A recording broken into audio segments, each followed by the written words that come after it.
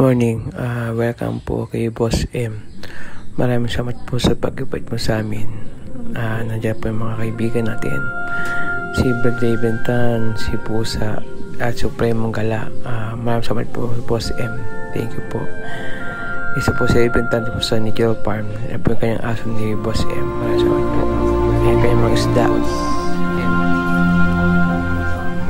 Yung mga alagang isda.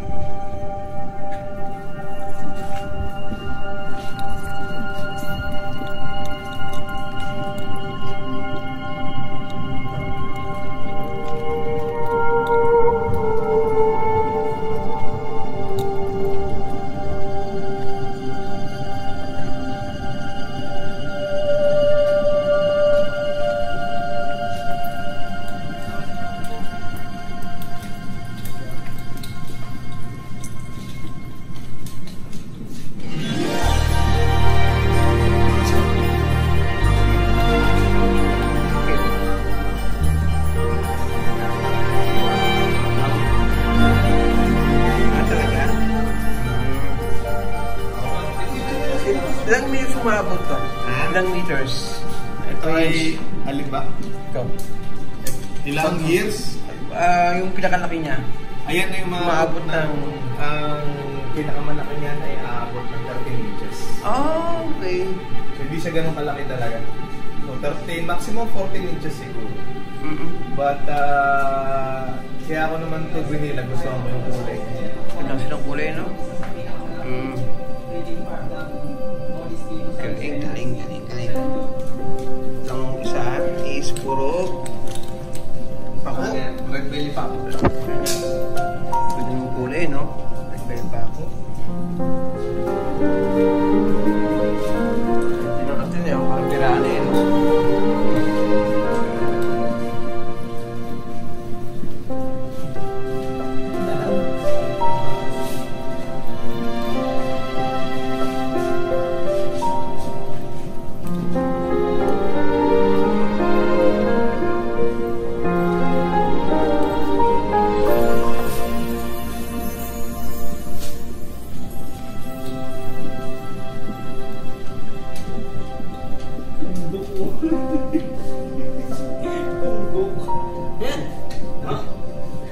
Laki.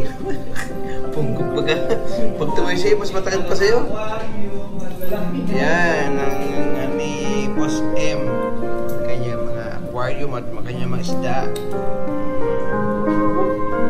Siya po yung nag-breeding season po ngayon, breeding season.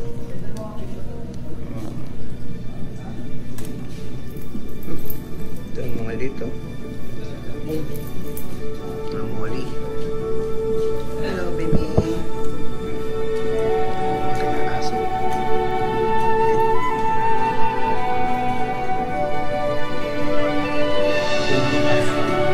Pag tumayo, mas matakit pa sa'yo. No? Silly.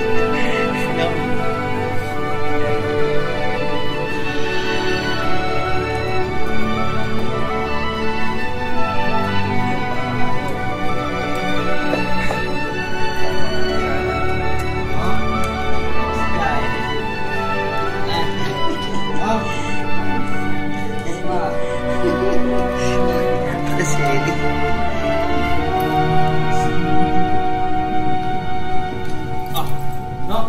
Di great din yung sa kanya. Scooby-Doo.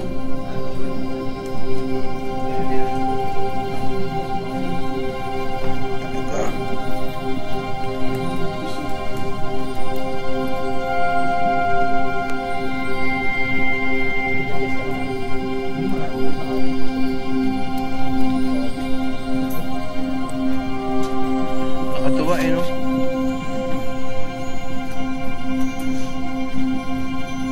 Shoutout kay Boss M.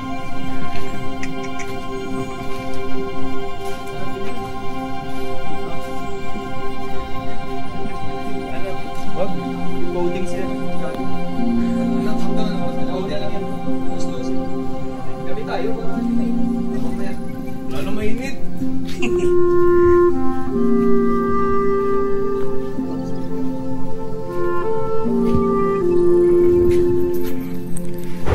The Big Man.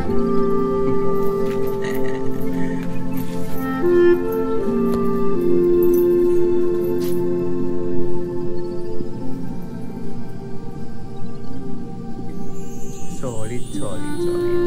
Ang kanyang isda.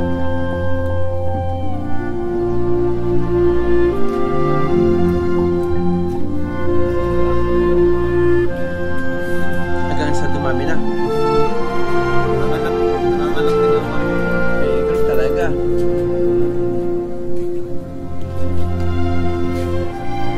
Simula ka, dalawang affirm muna bago sumunod. Ilang gallons yung una? Ano lang, 15 gallons.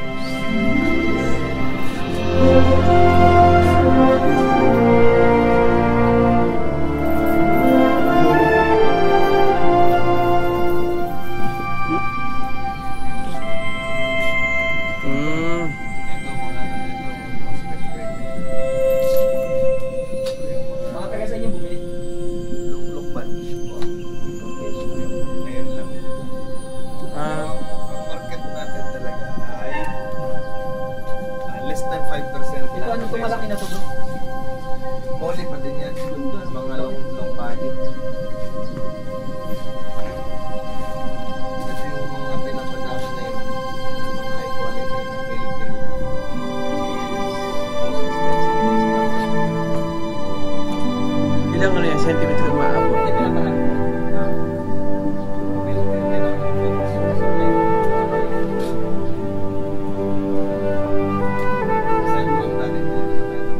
Sa pag-breed ng mga nakasanayan nilang mga strain.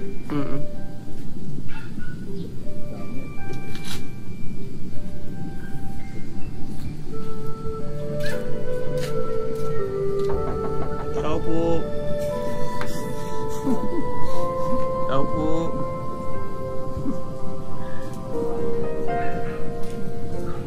Ano pa ng aso mo, sir? Ano pangalan? Gerta. Yerta. Hello.